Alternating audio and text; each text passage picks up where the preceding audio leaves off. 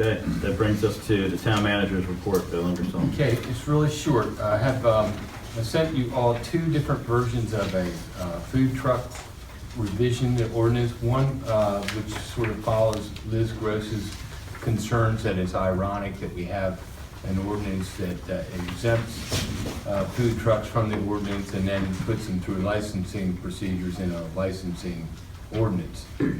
Because she's not here tonight, we're going to defer the passage of that bill.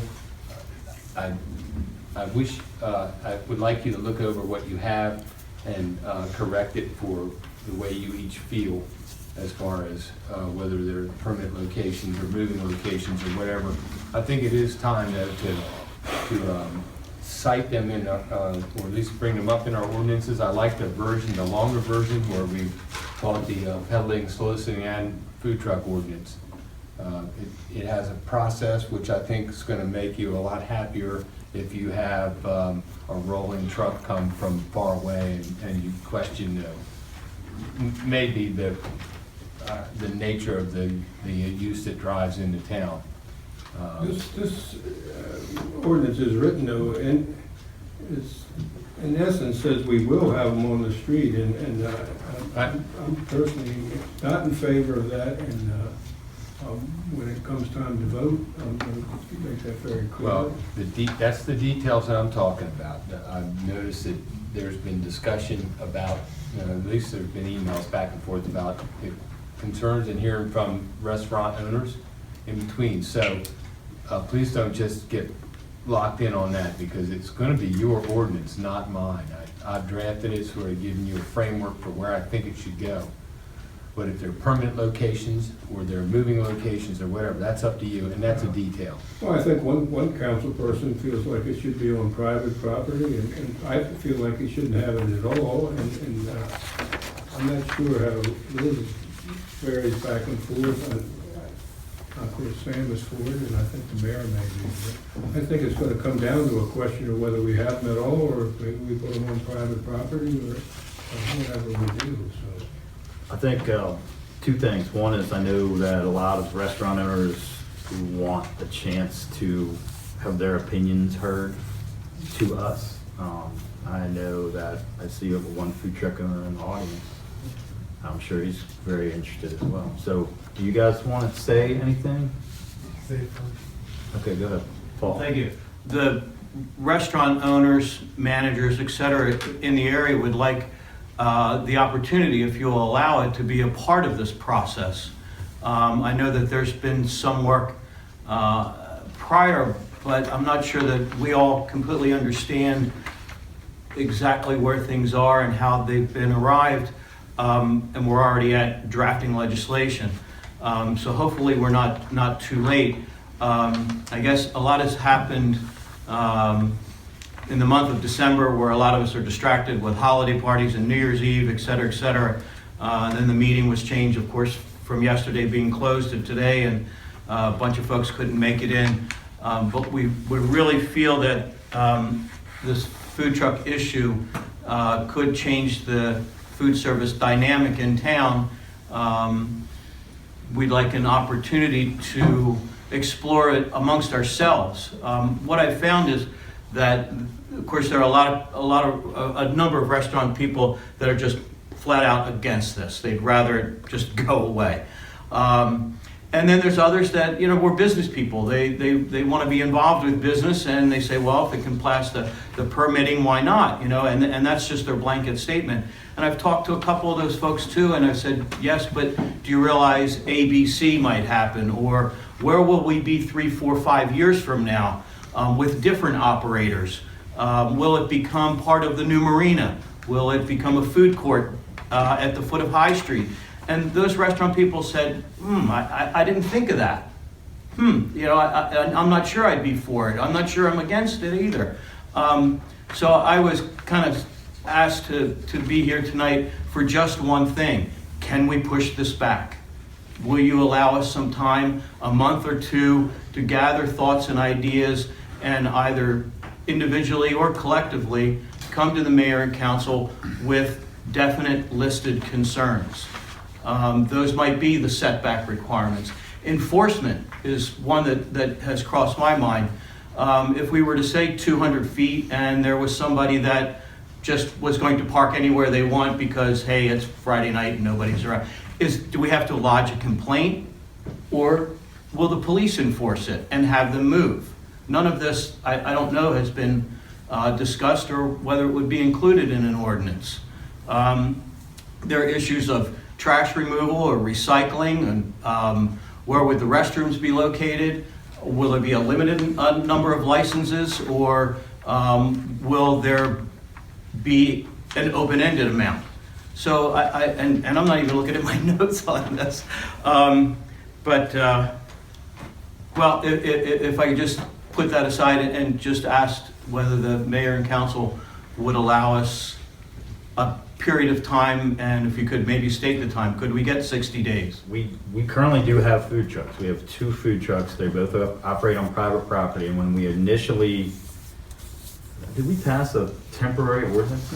Well, no, not a temporary ordinance, but we approved them. We approved it on private property, and so we had said when we did that, we would reevaluate, I think after 6 months, and we kind of never really did that. So we're about a year, at least a year later now, and one of the owners of the food trucks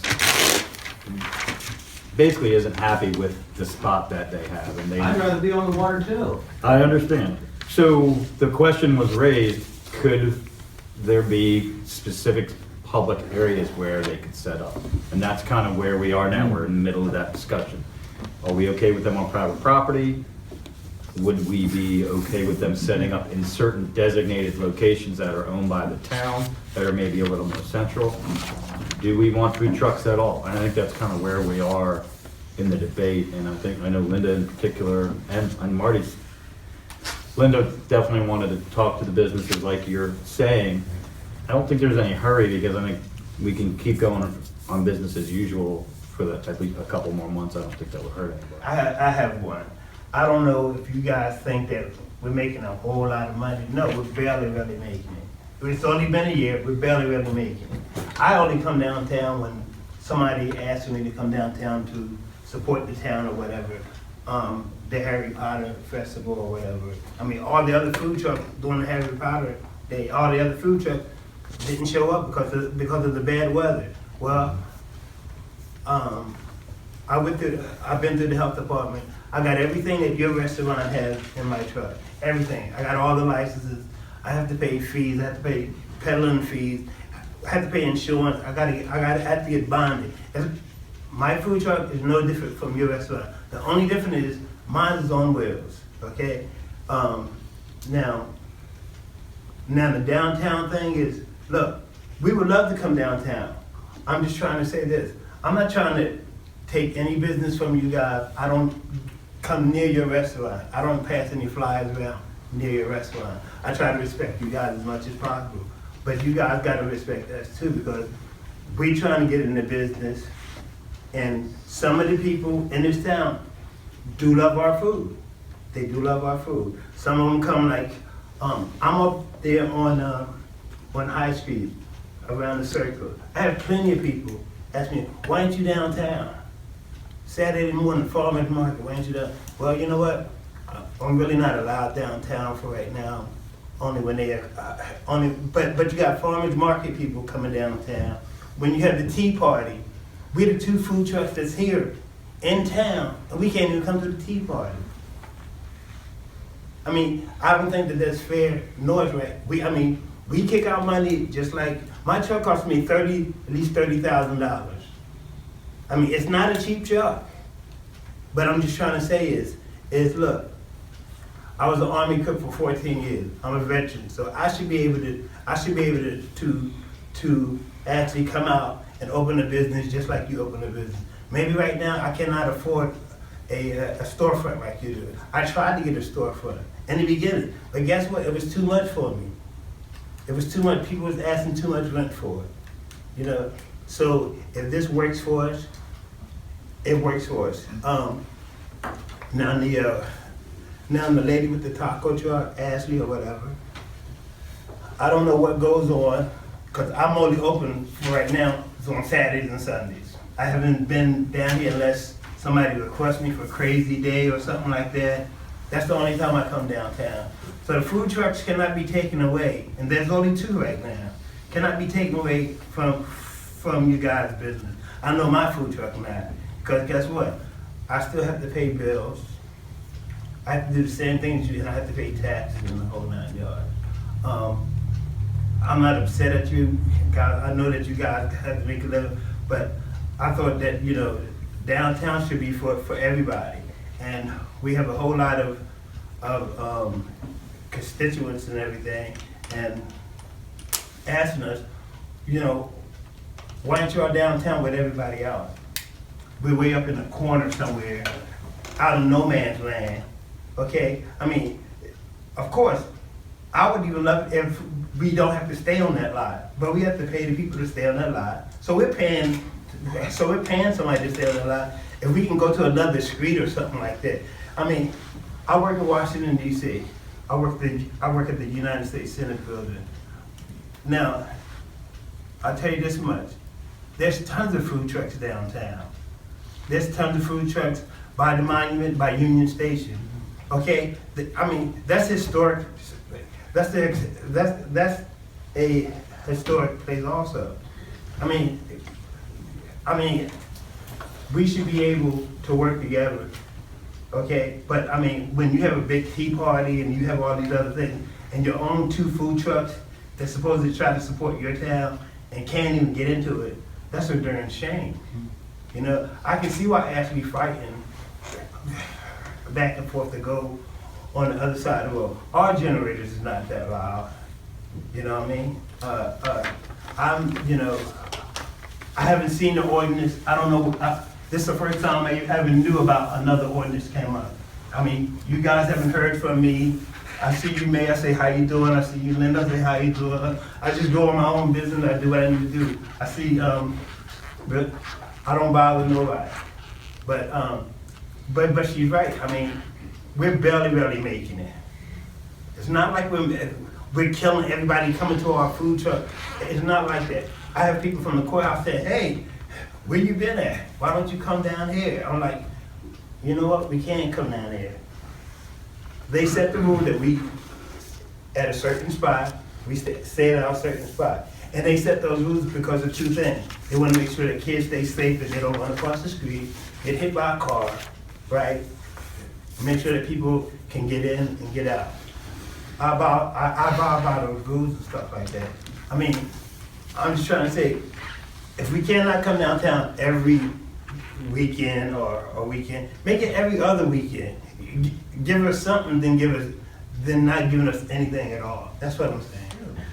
Here's what I'd like to do. I'd like to target the meeting of Monday, March 21st to discuss this, and try to make a decision. And the decision will be, we can basically continue with, we can either eliminate the food trucks altogether from Chestertown, which I personally don't agree with, but we could do that. We could basically re-up the existing ordinance that we have, which currently allows for food trucks on private property, or we can explore one of the proposals that we have on the table, which is allowing food trucks to basically be open at certain designated spots downtown at hours that we specify with regulations that we would list in the ordinance. So does March 21st sound like a reasonable date for you guys? Yes.